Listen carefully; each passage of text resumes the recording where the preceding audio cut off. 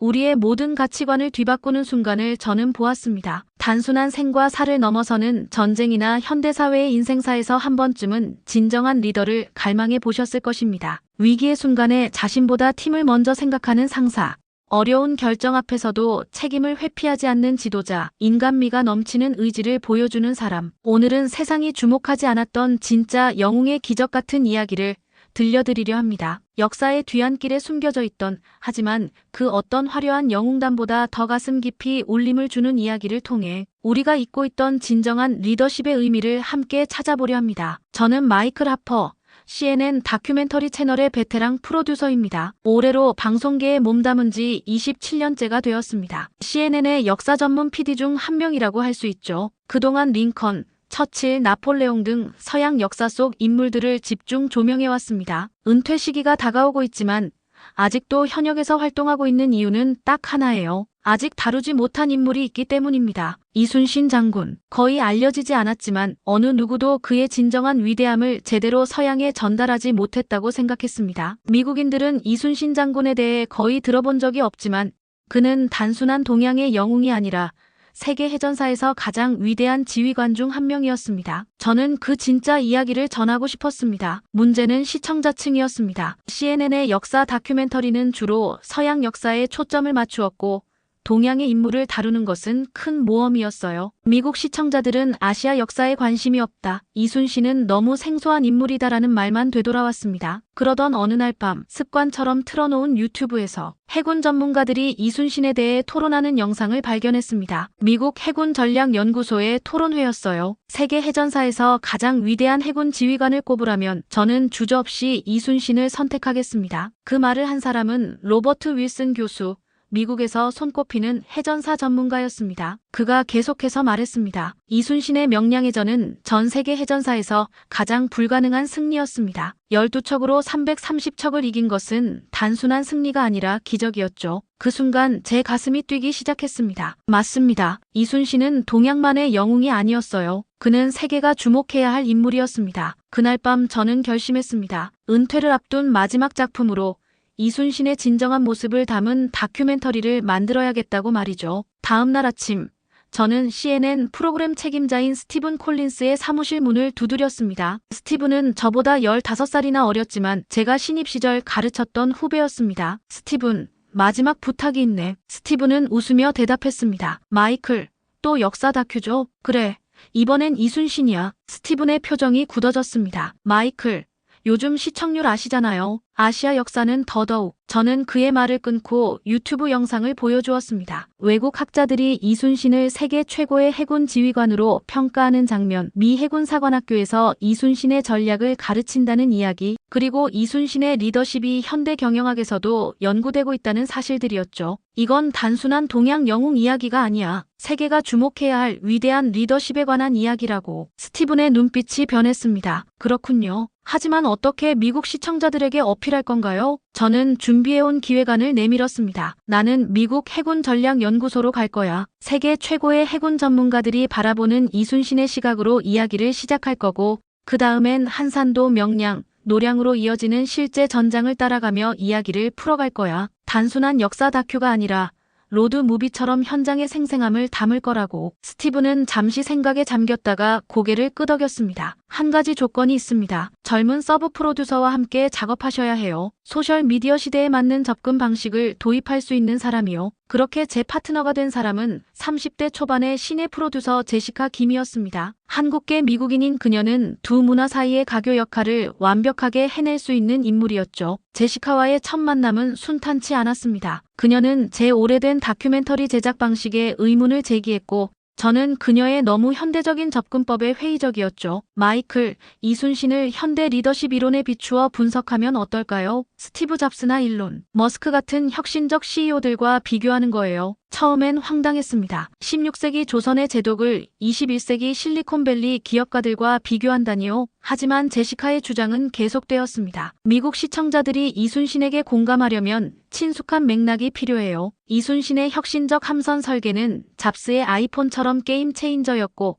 불가능한 상황에서의 승리는 머스크의 스페이스X와 비슷하지 않나요? 곰곰이 생각해보니 그녀의 말이 일리가 있었습니다. 이순신의 이야기를 현대적 맥락에서 재해석하면 미국 시청자들에게 더 쉽게 다가갈 수 있을 거라는 생각이 들었어요. 우리는 각자의 강점을 살려 바다의 전략가 이순신이라는 제목의 다큐멘터리 기획을 발전시켰습니다. 첫 촬영지는 미 해군 사관학교였습니다. 그곳에서 제임스 워싱턴 교수를 만났죠. 그는 30년간 해전사를 연구해온 권위자였습니다. 이순신의 전술은 지금도 해군 전략 교육에서 중요하게 다뤄집니다. 특히 열세한 전력으로 우세한 적을 이기는 비대칭 전략의 대표적 사례로 연구되고 있죠. 워싱턴 교수의 연구실 벽에는 넬슨, 나폴레옹과 나란히 이순신의 초상화가 걸려 있었습니다. 저는 놀라움을 감출 수 없었습니다. 미국인들에게 거의 알려지지 않은 이순신이 해전사 전문가들 사이에서는 이렇게 높이 평가받고 있다는 사실이 충격적이었죠. 이순신의 리더십이 특별한 이유는 무엇입니까? 제가 물었습니다. 그는 전장에서 뛰어난 지휘관이었을 뿐만 아니라 위기의 순간에도 흔들리지 않는 도덕적 나침반을 가진 인물이었습니다. 개인적 명예보다 국가와 부하들의 안전을 우선시했죠. 이런 리더십은 시대와 문화를 초월하는 가치를 지닙니다. 나폴레옹과 넬슨만 연구해온 저에게 이순신은 신선한 충격이었습니다. 특히 그가 남긴 난중일기를 통해 내면의 고뇌와 결단의 순간들을 생생하게 느낄 수 있었죠. 첫 위기는 뉴욕에서의 인터뷰 중에 찾아왔습니다. 하버드 경영대학원의 유명한 리더십 전문가 마이클 포터 교수와의 인터뷰가 갑자기 취소된 것입니다. 포터 교수의 비서가 연락해왔습니다. 죄송합니다만 교수님께서 일정상 인터뷰가 불가능하게 되었습니다. 대체 임무를 급히 섭외해야 했는데 제시카가 반가운 소식을 전해왔습니다. 마이클, 하버드에 한국계 교수가 있어요. 데이비드 김 교수님인데 이순신 장군의 리더십을 현대 경영학에 접목한 논문으로 유명하시대요. 우린 급히 데이비드 김 교수를 찾아갔고 예상치 못한 행운을 만났습니다. 그는 이순신의 열렬한 팬이었을 뿐 아니라 세계 유수의 기업 CEO들에게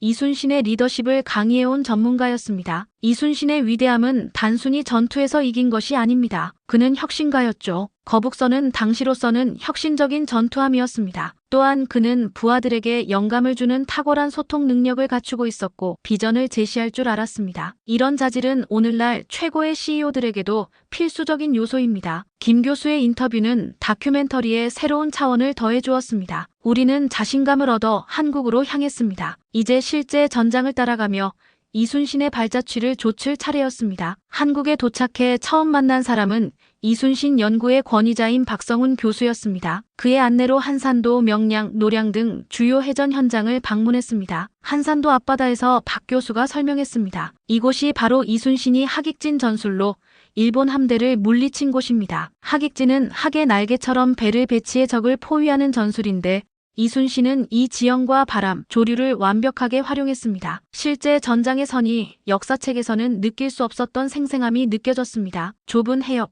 빠른 조류, 그리고 주변의 섬들. 이 모든 것이 이순신의 전략적 판단에 영향을 미쳤을 것이라는 사실을 직접 체감할 수 있었죠. 가장 놀라웠던 곳은 명량해협이었습니다. 그곳은 생각보다 훨씬 좁았고 조류는 상상 이상으로 빨랐습니다. 이곳이 바로 이순신이 12척으로 330척의 일본 함대를 물리친 곳입니다. 박 교수가 말했습니다. 울돌목이라고 불리는 이 좁은 해협은 조류가 매우 빠르고 양쪽에서 물이 부딪히며 소용돌이를 일으킵니다. 이순신은 이 자연의 힘을 자신의 무기로 삼았습니다. 명량해협에서의 촬영은 예상치 못한 어려움에 부딪혔습니다. 갑작스러운 폭풍이 몰아쳐 촬영이 불가능해진 것입니다. 일정은 빡빡했고 다시 명량으로 오기는 어려웠죠. 저는 좌절했지만 제시카가 희망적인 소식을 가져왔습니다. 기상청에 연락해봤어요. 내일 새벽 4시부터 7시까지 잠시 날이 갤 거라고 합니다. 그날 밤 우리 팀은 잠을 포기하고 장비를 점검했습니다. 새벽 3시. 아직 어둠이 가시지 않은 시간에 명량해협으로 향했죠. 예상대로 새벽 4시부터 하늘이 맑아지기 시작했고 우리는 역사적인 장면을 담아낼 수 있었습니다. 해가 뜨는 명량해협의 모습은 압도적이었습니다. 빠른 물살이 바위에 부딪히며 내는 소리는 마치 울음소리 같았죠. 그래서 울돌목이라는 이름이 붙었다고 합니다. 그 소리를 들으며 저는 이순신이 이 자연의 소리까지 자신의 전략에 활용했다는 사실에 감탄했습니다. 다큐멘터리 촬영이 절정에 달했을 때 CNN 본사에서 긴급 연락이 왔습니다. 스티븐이었어요. 마이클, 죄송한데 경영진에서 우려를 표하고 있어요. 아시아 역사 다큐가 과연 시청률을 얻을 수 있을지 제 심장이 무너져 내리는 것 같았습니다. 이렇게 모든 노력이 물거품이 되는 건가 싶었죠. 제시카도 충격을 받았지만 곧 결연한 표정으로 말했습니다. 포기하지 마세요. 우리가 촬영한 영상이 얼마나 가치 있는지 보여드릴게요. 제시카는 우리가 촬영한 영상 중 가장 감동적인 부분들을 모아 15분짜리 트레일러를 만들었습니다. 미국 학자들의 인터뷰,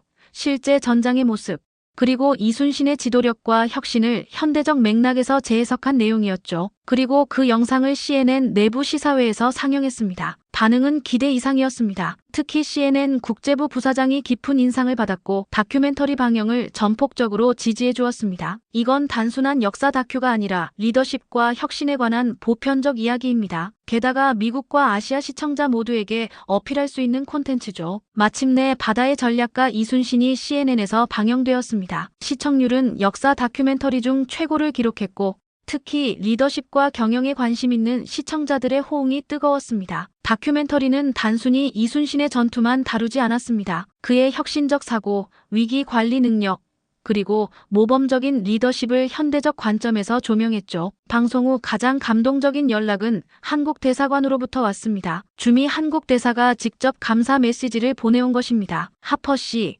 이순신 장군의 위대함을 미국 시청자들에게 알려주셔서 진심으로 감사드립니다. 이는 단순한 문화 교류를 넘어 한미 관계에 새로운 이해를 가져올 것입니다. 더 놀라운 일은 그 후에 일어났습니다. 미 해군사관학교에서 이순신의 리더십에 관한 특별 강연을 요청해왔고 하버드 경영대학원에서는 이순신의 위기 관리 전략을 연구하는 새로운 과정을 개설했다는 소식이 들려왔습니다. 이 다큐멘터리는 재방송 인생의 마지막 작품이 되었습니다. 다음 달이면 공식적으로 은퇴하게 됩니다. 하지만 후회는 없습니다. 은퇴 전 마지막 작품으로 동서양을 잇는 역사적 가교를 놓았다는 사실이 자랑스럽기 때문입니다. 어제는 제시카가 찾아왔습니다. 그녀는 이 프로젝트의 성공으로 CNN에서 승진했고 이제 새로운 다큐멘터리 시리즈를 기획 중이라고 했습니다. 마이클, 덕분에 역사의 매력을 알게 되었어요. 이번엔 세계 각국에 잊혀진 영웅들을 조명하는 시리즈를 준비 중이에요. 역사 속 숨겨진 거인들이라는 제목으로요. 저는 미소를 지었습니다. 역사는 계속해서 새로운 세대에게 영감을 줄 것입니다. 이순신 장군이 그랬듯이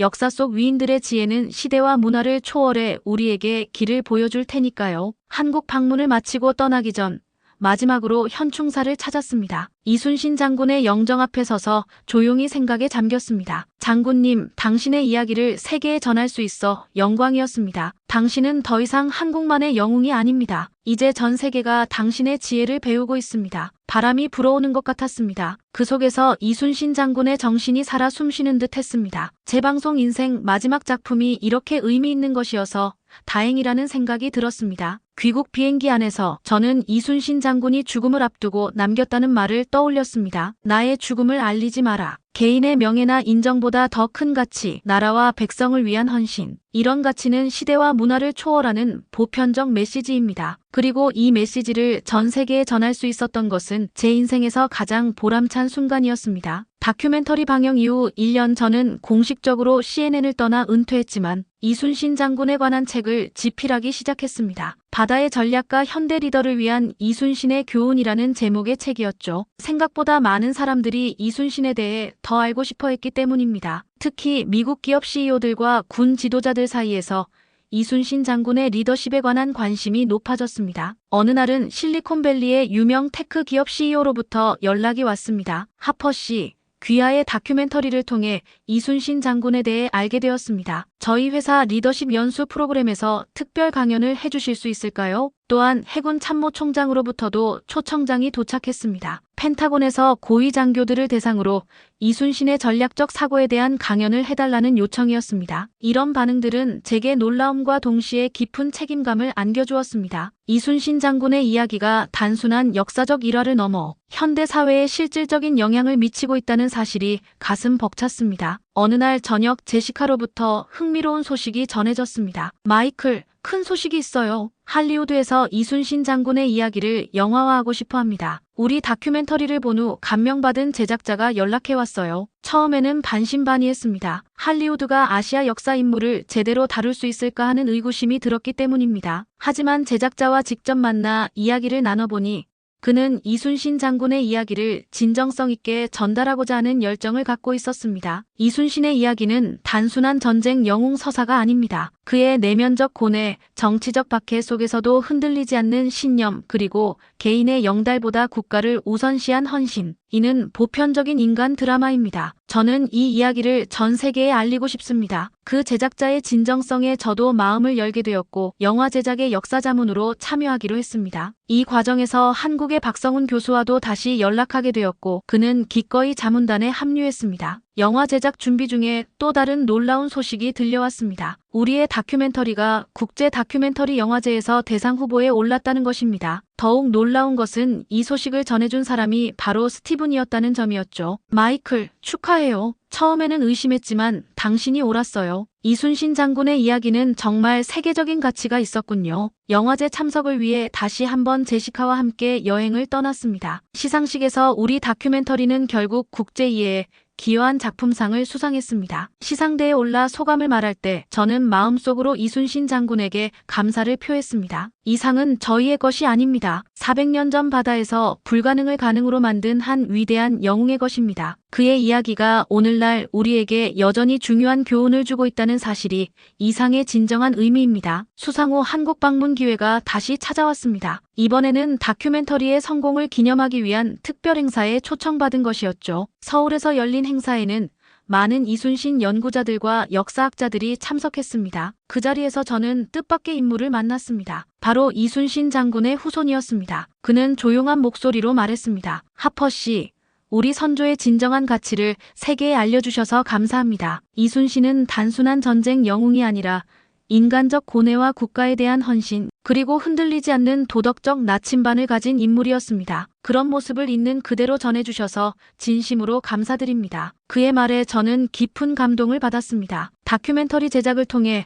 저는 단순히 역사적 사실을 전달하는 것을 넘어 한 위대한 영혼의 진정한 가치를 세상에 알리는 중요한 역할을 했다는 사실을 깨달았습니다. 귀국 비행기 안에서 저는 제 경력의 마지막 작품이 이토록 의미 있는 것이어서 행운이라고 생각했습니다. 평생 서양 역사만 다루다가 마지막에 동양의 위대한 인물을 만나게 된 것은 어쩌면 운명이었을지도 모릅니다. 최근에는 미국 대학들에서 이순신에 관한 강의 요청이 많이 들어옵니다. 젊은 학생들이 이순신의 리더십과 전략적 사고에 관심을 갖기 시작한 것입니다. 강의를 하면서 저는 항상 같은 질문을 받곤 합니다. 이순신의 이야기가 오늘날 우리에게 주는 가장 중요한 교훈은 무엇인가요? 저는 이렇게 대답합니다. 이순신은 불가능한 상황에서도 희망을 잃지 않았습니다. 개인적 영달보다 더 큰 가치를 위해 살았고 역경 속에서도 자신의 신념을 지켰습니다. 무엇보다 그는 자신이 책임진 사람들을 진심으로 보살폈죠. 이런 가치들은 시대와 문화를 초월하는 보편적 리더십의 본질입니다. 어제는 대학에서 강의를 마치고 나오는데